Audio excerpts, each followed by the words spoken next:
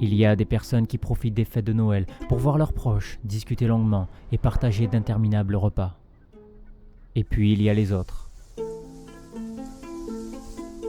Fuyant le mauvais temps, je suis parti une dizaine de jours découvrir une région que je n'avais jamais visitée auparavant.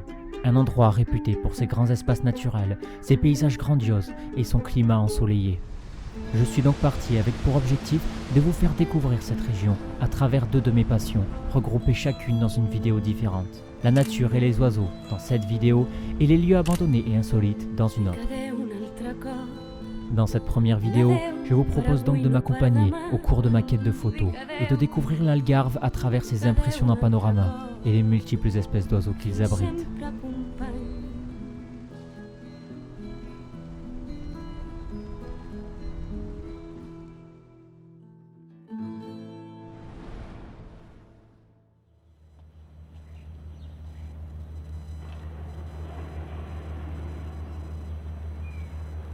Bon, il est 7h30 heure locale ici au Portugal. Le soleil va pas tarder à se lever. L'ambiance est absolument incroyable. On entend juste les oiseaux et la mer au loin. J'ai déjà vu un martin pêcheur passer. C'est absolument magnifique. Aujourd'hui, j'ai pas beaucoup de projets, si ce n'est de partir un petit peu à la découverte des environs, découvrir un petit peu le paysage, les possibilités qu'il y aurait à faire en photo. Et puis peut-être, pourquoi pas essayer de découvrir 2 ou 3 nouvelles espèces d'oiseaux. Ce serait sympathique. Pour être plus précis, je me trouve à Cabanas de Tavira, une petite ville située sur une large bande côtière, dans laquelle se créent des centaines de lagunes et d'îlots. Un lieu idéal donc pour observer les oiseaux littoraux, mais également les petits échassiers vivant dans la vase, qu'on appelle les limicoles. Cependant, ces derniers ne viennent se nourrir qu'à marée basse, lorsque la mer se retire assez. La marée étant trop haute ce matin, je décide donc d'aller découvrir le village le plus proche, Santa Lucia.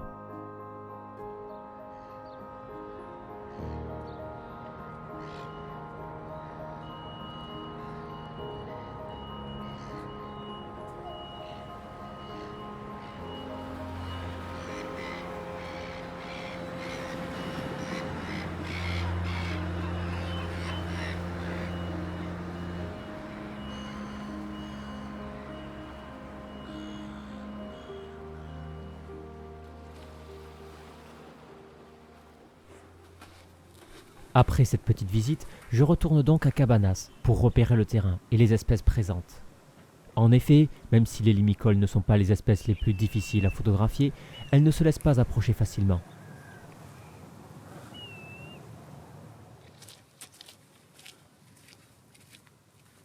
Regardez, à peine arrivé, et on a déjà du tourne-pierre, et juste derrière, du gravelot.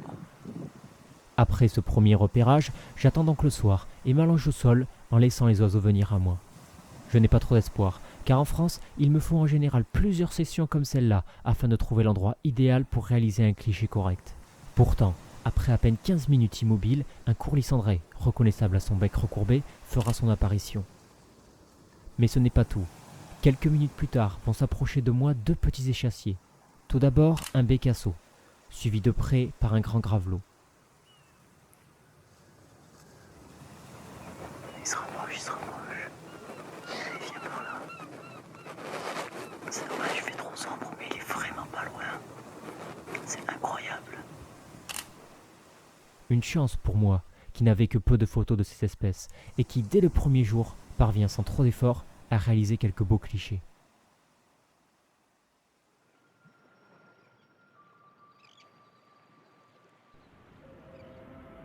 Après avoir attendu la marée basse dans la matinée, je décide pour cette deuxième journée de continuer ma découverte des lieux en allant à Fabrica, toujours dans le but de photographier les limicoles de la région.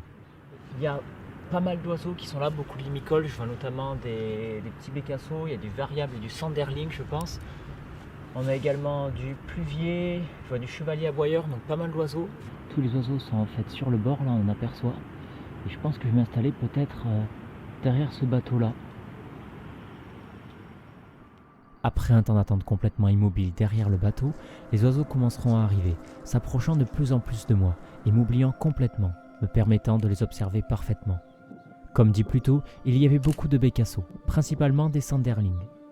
Ces derniers sont reconnaissables grâce à leur couleur très pâle, leur petite taille, mais surtout à leur déplacement rapide et imprévisible. Il y avait également dans le lot quelques bécassos variables, mais leur identification en hiver reste assez complexe.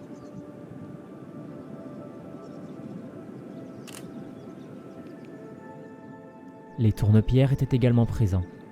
Comme leur nom l'indique, ils ont la fâcheuse habitude de retourner les petites pierres avec leur bec lorsqu'ils en trouvent, pour espérer y trouver de la nourriture.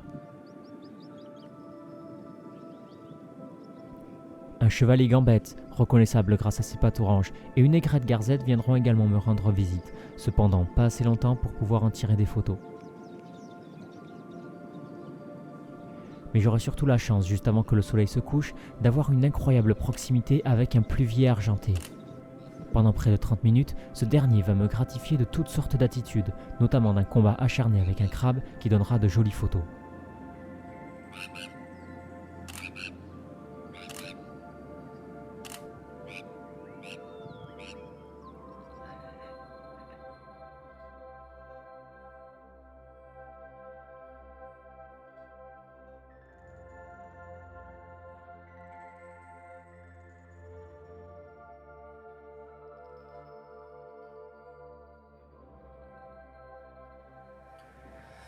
Troisième jour, ce matin je suis parti toujours dans l'optique de découvrir un petit peu cette région. Je suis parti du côté de Lagoa. Alors c'est pas forcément dans l'objectif de voir beaucoup d'oiseaux, mais c'est surtout dans l'objectif de découvrir des paysages, parce qu'il y a une côte avec des falaises qui sont apparemment très impressionnantes.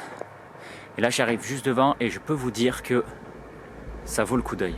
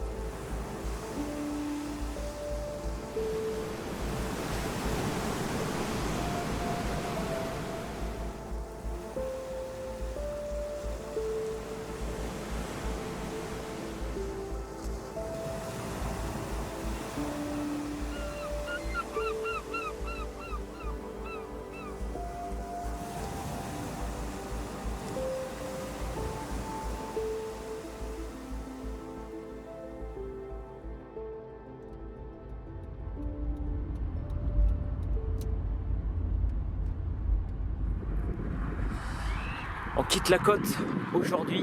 Je suis allé du côté de Montchique pour essayer de voir des cigognes. Et déjà on arrive et je suis pas déçu. Alors déjà on entend il y a des pieds bleus et devant moi il y a des dizaines de cigognes qui sont dans le ciel et qui sont posées un petit peu partout. Alors c'est des oiseaux que j'ai quand même eu souvent l'habitude de voir, donc c'est pas très très rare, mais c'est sympa de vous le montrer. Et avec un peu de chance on pourrait peut-être voir une cigogne noire qui est elle par contre beaucoup plus rare, qu'on a beaucoup moins l'habitude de voir. La particularité de la cigogne se cache dans son comportement. Monogame, le couple reste uni pendant plusieurs années et réutilise le même nid, l'agrandissant à chaque fois, ce dernier pouvant atteindre des proportions immenses. Il y a des cigognes partout autour, il y en a des centaines. J'ai jamais vu ça, on dirait les vautours qu'on a un petit peu au Pays Basque, mais c'est des vols immenses de cigognes, c'est incroyable, quoi. Et elles nous passent juste à côté. Le couple possède de nombreuses cérémonies, postures et rituels, notamment les fameux claquements de bec que l'on peut entendre à longueur de journée. La cigogne est une espèce peu farouche. Cependant, elle est souvent posée sur des objets peu esthétiques ou bien trop hauts. Je n'avais donc jamais eu l'occasion d'obtenir une belle photo de cette espèce, jusqu'à ce jour. Installé sur le bord même de la route, je pouvais déjà obtenir une excellente proximité pour les observer et obtenir quelques photos. Après 1 heure, je décide de continuer la route pensant qu'il y aura peut-être un meilleur endroit, et je fais bien. C'est incroyable, j'ai jamais vu ça. On est juste, je marche sur la route et là, à une dizaine de mètres de moi, dans un jardin, il y a une dizaine de cigognes qui sont juste là. Regardez ça. Regardez ça. Elles sont juste là. Face à une plantation d'orangers, plus d'une vingtaine de nids de cigognes me font face et leurs allers et retours sont nombreux. Je décide de m'installer sans bouger sous un sapin et d'attendre. Je prendrai plus de 300 photos depuis ce poste et obtiendrai au final quelques beaux résultats.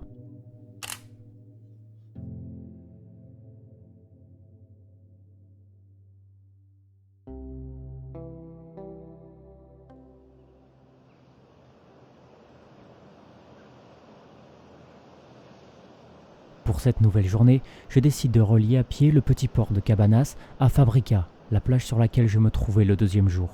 Cela me permettra de parcourir le littoral, de peut-être croiser de nouvelles espèces et de faire quelques photos.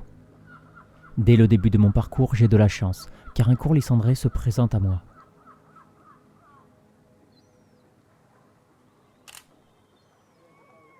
De nombreux tourne-pierres sont également présents, mais impossible d'en tirer une bonne photo.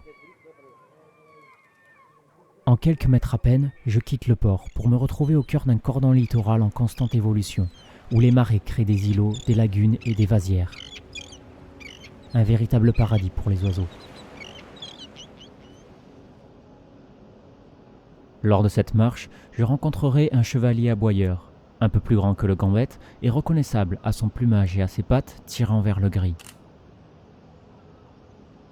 J'observerai également des huîtres épis, cependant bien trop loin pour espérer en faire une photo. Mais cette journée sera surtout marquée par une rencontre rapide et inattendue avec une espèce que je n'avais jamais rencontrée auparavant. Un goéland railleur, qui me montrera sa technique de pêche si particulière à quelques mètres à peine de mon objectif. Mais la journée n'est pas terminée. Je décide alors avec le soleil couchant de m'allonger à un endroit qui me semble propice aux limicoles. Au bout de quelques minutes, les espèces classiques commencent alors à arriver. Bécassos, tourne-pierre.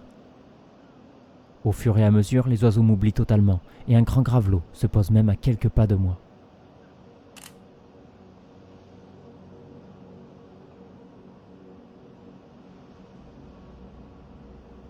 Mais pour couronner le tout, une nouvelle espèce viendra s'ajouter à ma collection de photos.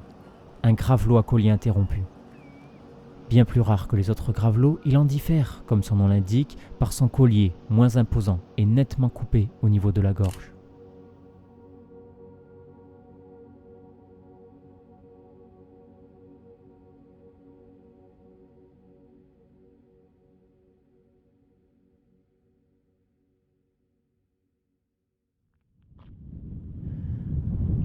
Donc comme vous pouvez le voir, j'ai troqué mon chapeau contre des gants et un bonnet parce que il fait froid. Donc là je suis à Fetouza pour essayer de voir des flamants roses. Mais comme vous pouvez le voir, il y a beaucoup de vent, donc je pense que je vais pas rester longtemps. Je vais quand même vous filmer ce que je vois, si je vois des nouvelles espèces. Et puis j'espère que je vais voir des flamants roses. Et pour espérer voir des flamants roses, il faut aller dans un endroit bien particulier, les marais salants. Je décide d'aller donc à Fuzeta, village dans lequel s'étendent sur plusieurs kilomètres ces espaces qui en hiver sont le lieu idéal d'accueil pour de nombreuses espèces d'oiseaux, notamment des flamands. Mais les oiseaux qui sont présents en très grand nombre sont ceux de la famille des Laridés. Cette famille qui regroupe entre autres les mouettes, les sternes et les goélands. Sont également présents sur le site les habituels bécassos, toujours très occupés à chercher de la nourriture. Pour la première fois du voyage, j'observerai également quelques échasses blanches, impossibles à confondre avec leurs immenses pattes rouges.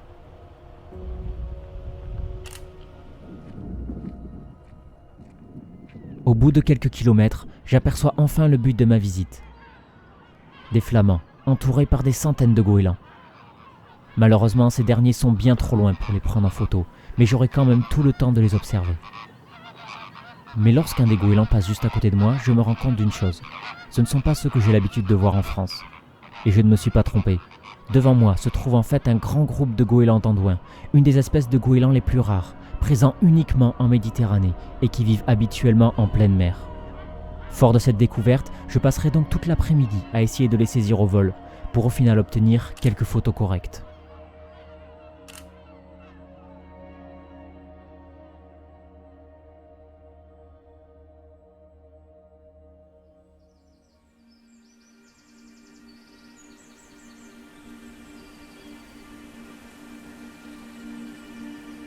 Pour cette nouvelle journée, j'avais décidé de m'enfoncer un peu plus dans les terres, afin d'aller voir la Rocha da Pena. Cette formation rocheuse semblant être surgie de nulle part est en effet réputée pour abriter des espèces rares, notamment des aigles de Bonelli, un rapace que je n'ai jamais vu. Malheureusement, malgré une journée à scruter le ciel, je n'en verrai pas un seul, mais je profiterai quand même des beaux paysages que cet endroit propose.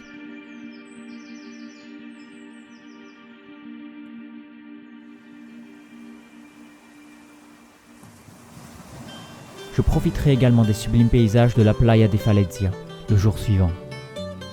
Ce lieu n'est ni plus ni moins qu'une des plus belles plages au monde. 6 km de sable fin, longés par d'immenses falaises orangées qui se colorent encore plus lorsqu'arrive le coucher du soleil.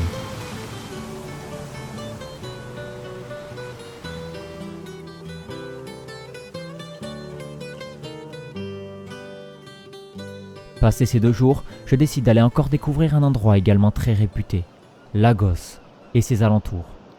Dès le matin, je me rends à Ponta da Piedade pour les paysages.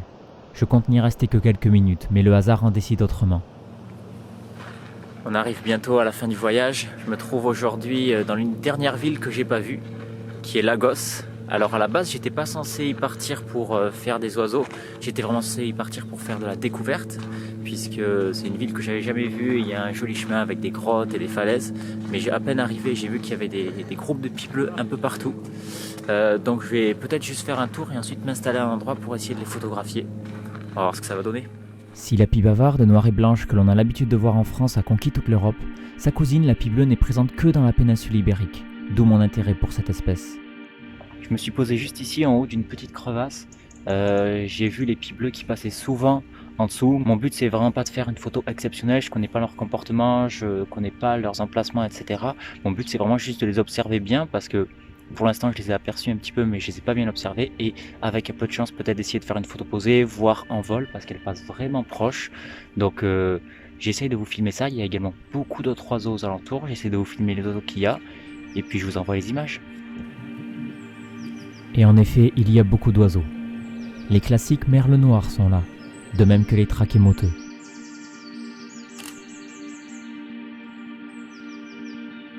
J'aurai également la visite d'un beau verdier.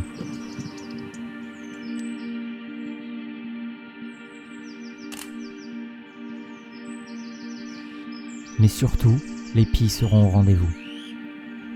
Très occupées à chercher de la nourriture, elles ne se soucient absolument pas de ma présence, même si elles restent tout de même à une distance convenable. Les pies ont beau avoir la réputation d'être curieuses, elles restent assez farouches et ne se laissent pas approcher facilement.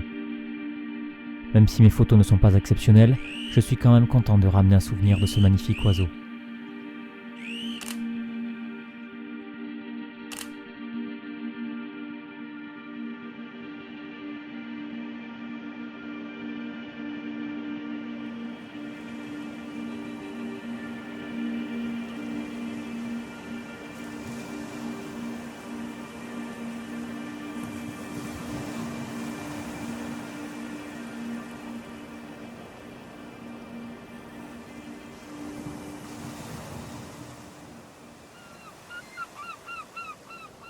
C'est déjà mon dernier jour au Portugal. J'aimerais profiter du beau temps pour réaliser encore quelques clichés d'oiseaux. Je décide donc de retourner à l'endroit qui me semblait le plus intéressant, Cabanas.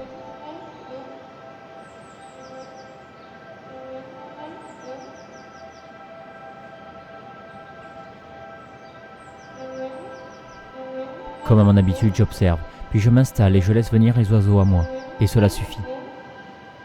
En 1 heure, les oiseaux m'ont complètement oublié et je peux observer tous les limicoles à loisir.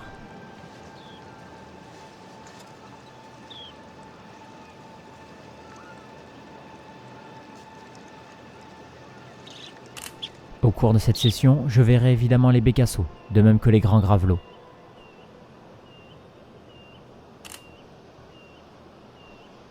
J'aurai même la chance de revoir le gravelot à collier interrompu.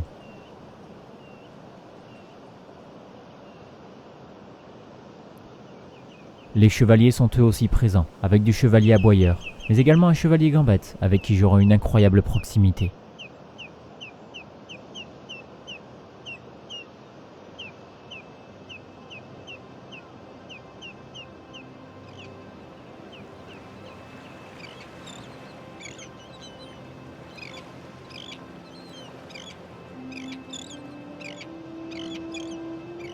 Pour clôturer cette journée et ce voyage, j'aurai même la chance d'observer très furtivement l'un des plus beaux passereaux d'Europe, la gorge bleue.